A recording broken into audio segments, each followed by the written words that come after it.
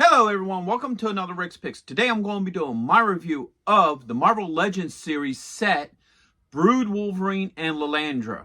So what I'm going to do is I'm going to take a look at them in packaging, then I'm going to look at each figure and their accessories, and then I'm going to give you my thoughts on them. And just remember, if you do like this video, go ahead and check out my Marvel playlist, and also hit that like, share, and subscribe buttons. They're all small clicks for you, but it really helps this channel grow. So without any further ado, let's get to the review.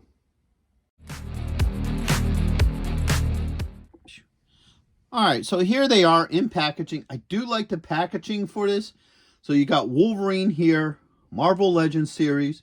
You got your choking hazards, your age restriction, and Hasbro. You got claw cut marks on either side. Then you get this really nice open shell so you can see both figures really well.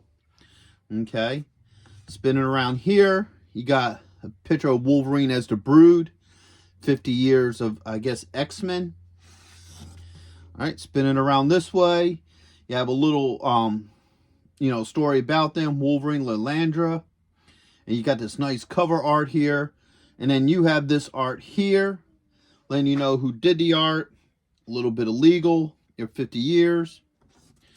Alright. Then you get this cut picture again. 50 years.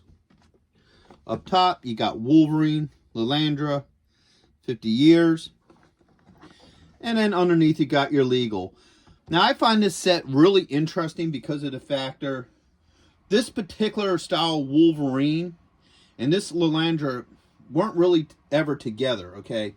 So back in the 80s and 90s, there was only two Brood storylines. There was the original one where the X-Men meet up with the Shi'ar, because they were with the Starjammers and accidentally ran into the Brood.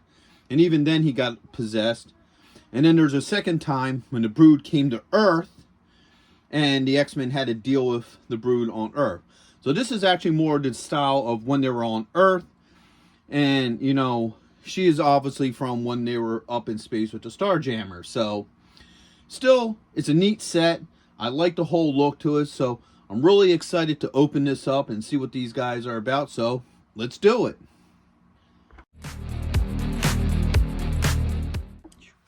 Alright, so first up is Brood Wolverine. I like the look to this figure. I like the attention to detail to his body. So first up, let's give him the rotation. Okay.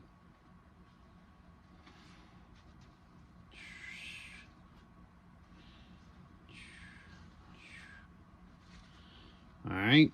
Now let's look at some of his finer details. So if you look at his face, I like the designing in the face. It really captures the whole look from the comic book. Alright. I even like that they put all this ribbing in there from the mix between his skin and the Brood skins. I think that's really cool. So I like the face sculpt. I really like that. I think that's really cool. Alright. So let's look at some of his points of articulation. So the head does move. Alright.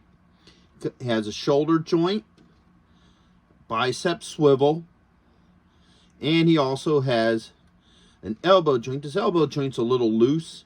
He has a wrist joint. Okay. Put this over here. He has a joint right here underneath the rib cage. Allows him to go back and forth. And he also has a belt swivel. So you could get some pretty good movement out of the body. Alright. He has a thigh joint with a swivel.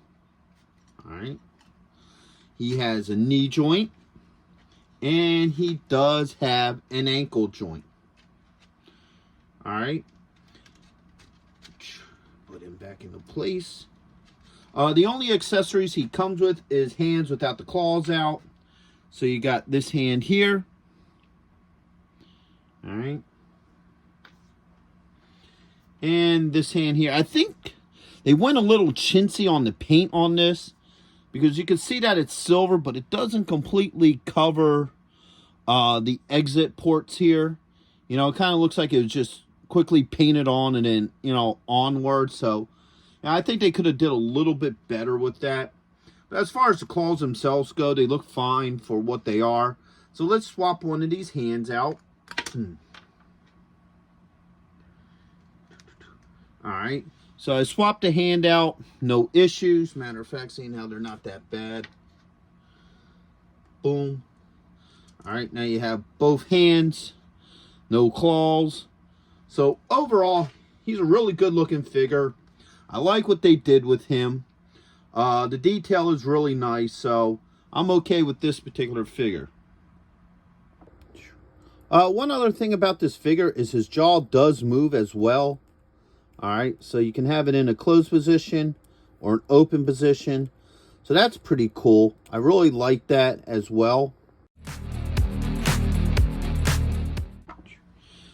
All right, so here we have Lilandra. I like the look to her. I'm not a big fan of the plastic capes. I was never a big fan of them. I always like the cloth capes, especially the cloth ones that have like a wire in a rim, because they look more natural, and the ones with the wire rims allow you to, you know, pose the cape however you want. But for a plastic cape, this ain't that bad. So let's give her the rotation. All right.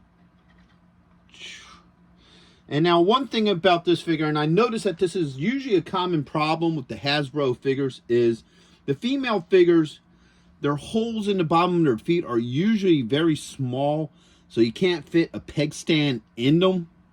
And like I said, I noticed that been an issue with Hasbro figures for a while. I had that issue with a couple of my Star Wars figures and so far for them. So I am using a hip stand for her. All right. So let's look at some of her finer details. Take her off her stand real quick. So if you look into her face, if you look real close, you can see some of her tattoo art around her face. All right, her helmet covers most of it, so you can't really see her shower, you know, tattoos, but they are there. I think they should have did something that would highlight them a little bit more. She has her brooch here, which holds the cape on. All right, there's no real way of taking the cape off, which would probably be cool if you could. All right, so those are most of the major close-up details to her. Let's get the stand back on her. All right, so now let's go through her. Oops, a little back heavy. Let's go through some of her points of articulation. So as you saw, the head does move. All right, you have a shoulder joint with a bicep swivel. You have an elbow joint, and you do have a wrist joint. All right, get the one arm up. She does have a joint right here underneath the breasts. All right, so you do get some swivel there. You do not have a belt line joint for her, so you only got the 1 point of articulation up in the upper body. You have a thigh joint with a swivel. All right. You have a knee joint. And you also have an ankle joint. All right. Like I said, the cape kind of makes it hard to maneuver around because her one arm, for the most part, is always going to be covered in the cape unless if you really move it forward like this. If not, then it's going to be hidden by the cape.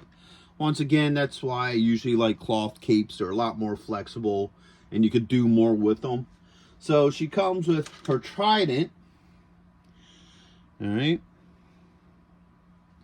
And she comes with two hands. So she comes with an open hand and a fist hand. All right. So let's see how well this trident works with her. All right. So let's get this hand in here. Now her fingers are very pliable. They move very well. I don't have any issues moving around her fingers. All right. So you could get that in this hand here with no issues. All right. You can have her hold it one-handed. Pull this other hand out of there. Let's see if we could get the two-handed hold. All right, very easily you get it. Oops.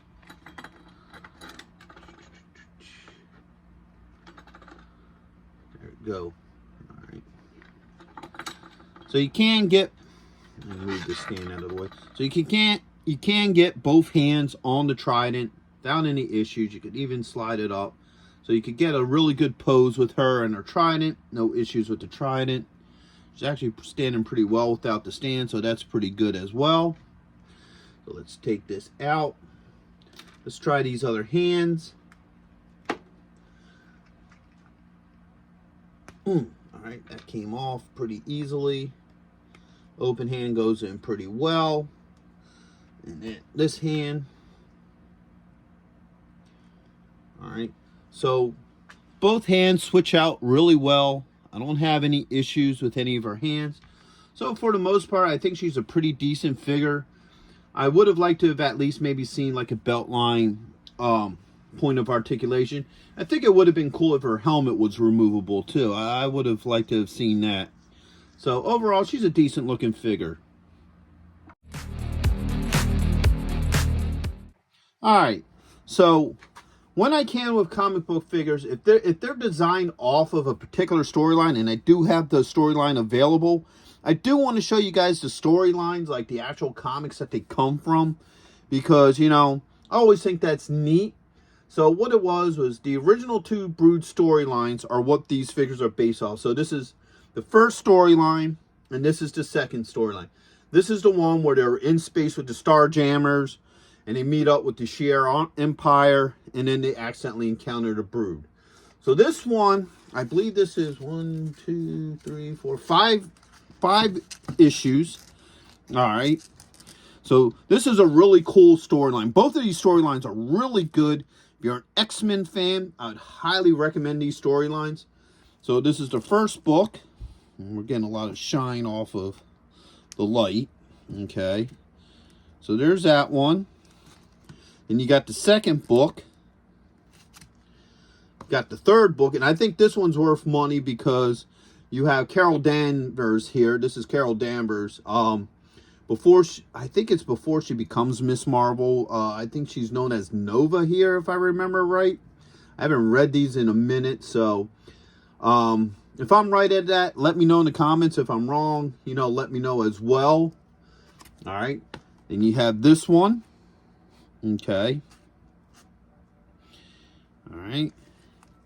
And then you got the final book in this series. So this was a really good series. I think this series is also when we first get Lockheed too. So, you know, this is a really good storyline. I'd highly recommend, you know, you read it if you're an X-Men fan and you like good stories. And then you had the second one, which was 3 books. And this was the Brood actually came to Earth. All right, so you get this beautiful art. I love this cover. This looks really cool. All right. And you get this one here. And now you get the book that they actually use to design the Wolverine figure. So these are the comic books that these figures are based off of.